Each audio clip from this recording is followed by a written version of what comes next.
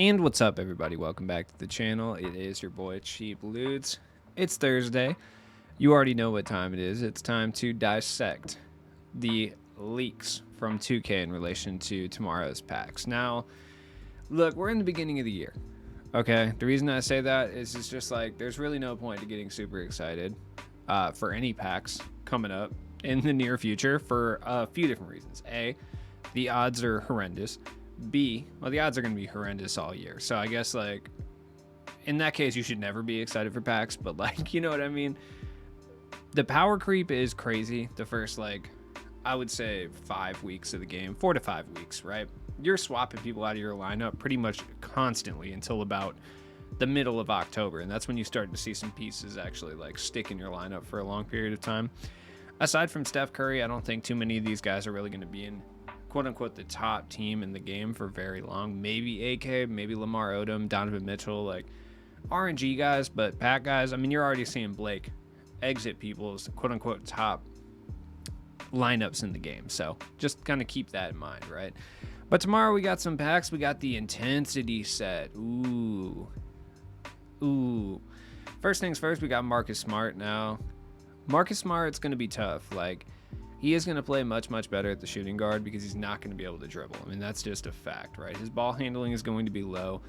He should be able to shoot a little bit, I would assume. I don't think he's going to be able to stroke it, like, on a consistent basis, but I could see him being, like, a small version of, like, AK, basically, right? He's going to be able to shoot, you know, to a certain degree. Like, he's not going to have the best shooting badges in the game, but obviously if he's wide open, he'll be able to hit it. And he's going to play lockdown defense just a little bit on the small side, but he should be fun, I guess. Then we got Ben Wallace. Now, Ben Wallace is going to be a really interesting one because I feel like this might be the first year that Ben Wallace actually might be, like, good. He could be cheap because he doesn't shoot, you know? People always tend to look at that at the beginning of the year and they're just like, I don't want that guy, he can't shoot. Now, that makes sense. I totally feel that, especially for my own play style. Having a power forward that doesn't shoot, kind of whack, and I don't know how his price is really going to go, being that guys like Paolo exist, you know what I mean?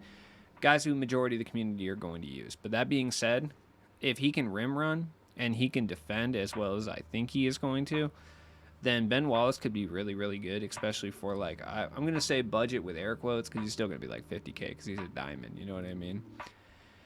Next up, we got Vince Carter. Early game Vince Carters are always so overpowered. Like, every year we get an early game Vince. Typically it's around Halloween though, so this is way earlier than normal, I feel. Well, we got Dunktober Vince last year. When was that? That was at the very beginning of October, I guess, right? Can't remember when that set came out. I want to say it was in the very beginning of October. Either way, like, Vince will be good. He'll be able to shoot, he'll be able to dunk, he'll be able to move with the ball, he'll be a passable enough defender. This will be the de facto Sweat Lord shooting guard, unless people locked in. There's really no overpowered shooting guards in the trophy case, so pretty much every Sweat Lord lineup is going to have Vince Carter at least for like a week. You know what I mean? So Vince will be good.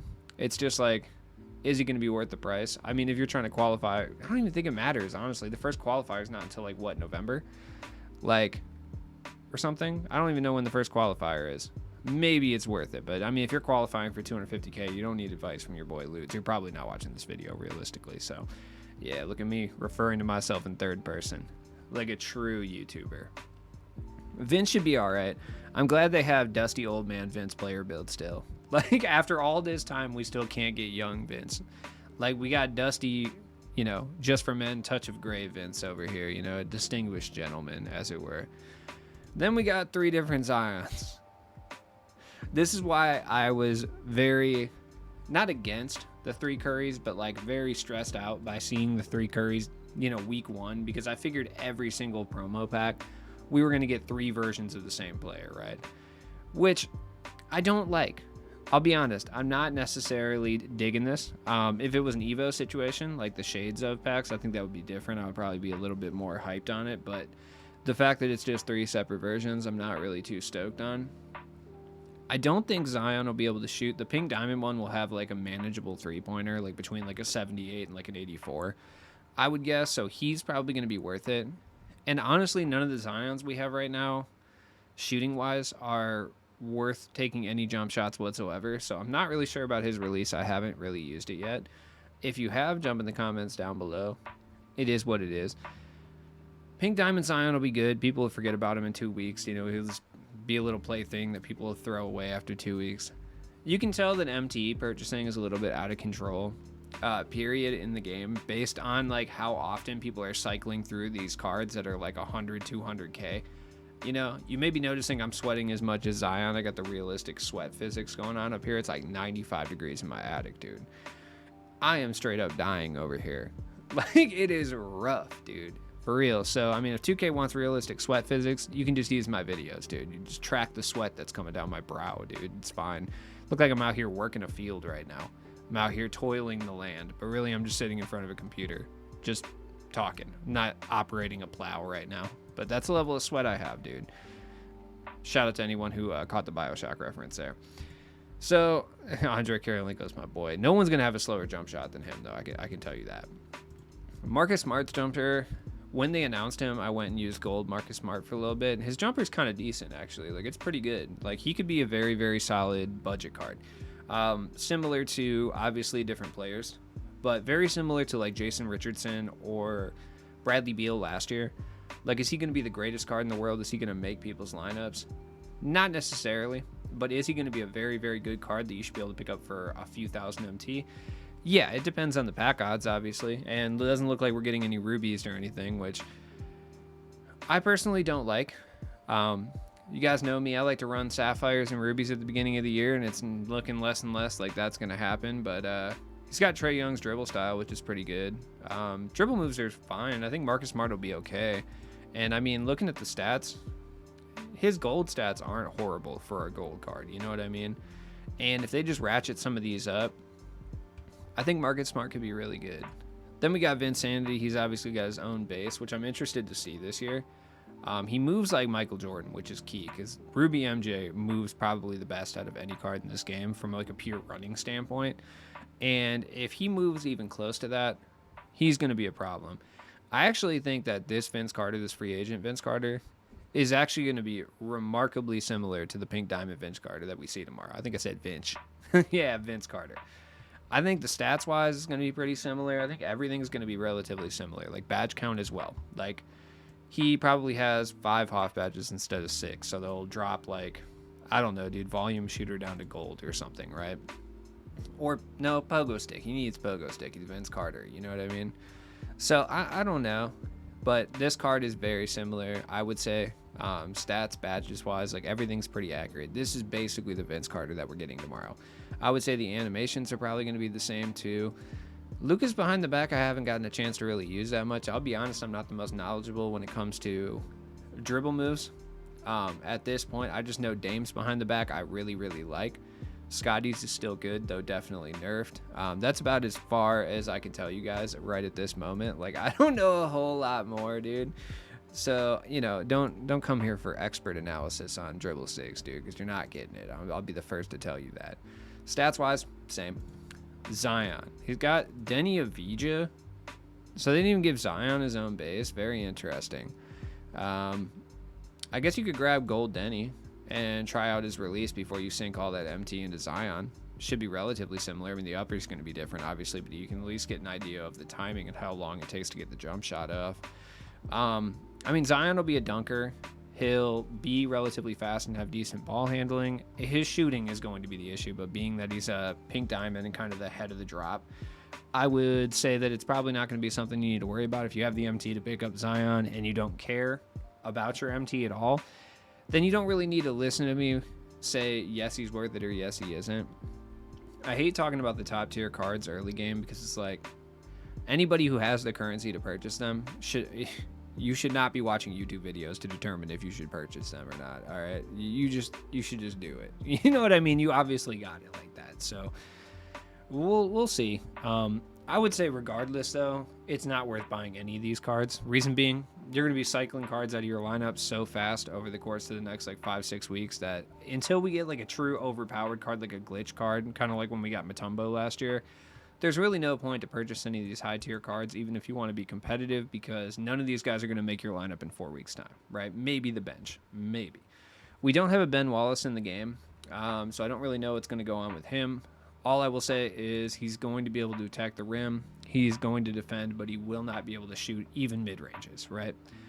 So let's go look at the market and see what's up. I mean, nothing really changes with the market at this point, but I mean, it's worth taking a look anyway. All right, now I don't think the news is really going to crash any particular cards. I think there's certain guys that might be a little bit lower in price due to this news, like Blake, for sure, because Zion is just going to be Blake. And it just depends on which one of those guys you really prefer. I still think Blake might actually be better than Zion. It just kind of depends what they do with him, honestly. Like, it really does. And I think, let me double check here. Yeah, he's power forward center, so people are going to have to run him at power forward. That does hurt his value for sure, but I don't really think it matters. Like, Blake's probably just as good, honestly. Like, I don't see a whole lot of a difference between the two. And the fact that there's already a bunch of people putting up, like, not badged up, but like you got shoes on Blake and stuff like that, you can tell there's a lot of people who are going to be flipping through cards like crazy. The question is, like, how much better is Zion going to be than Paolo? Like, for the price, probably not better. You know what I mean? Like, Zion's going to be over 100K guaranteed. You can get Paolo for like 9K, right? The evos on Paolo aren't that crazy, so you should be able to get them done yourself after, like, I'll be honest, a decent amount of games, but I'd rather play those games than shell out 150K MT, personally. That's just me, though. He's still like 10,000, 10 to 15. He kind of fluctuates a little bit, but I don't know how much better Zion's going to be than like a fully evoed out Paolo, honestly, with that jump shot. So that's something to think about. Andre Karolinko is not dropping in price. The reason being is he's still a Sweat Lord card. I actually love his jump shot. A lot of people I've seen kind of hate it, but it's just been one of the only jump shots I can consistently time, so I'm really, really on board with it. None of the Limitless guys are dropping in price. Like, we might see a drop in Pau Gasol. I picked him up for like 7K just to do some challenges and stuff. Maybe we'll see a drop in his price. Scotty Barnes probably remains the same. I don't think anyone specifically is going to be dropping in price. Potentially Rudy Gobert, but that's about it. And honestly, I've been saying that for a little while. Dominique, we could see drop in price. The reason being is, on paper, Vince Carter is just a better version of Dominique Wilkins, right? And I say on paper because I think Dominique is just as good. Like, I think the thing that we're seeing with these promo guys,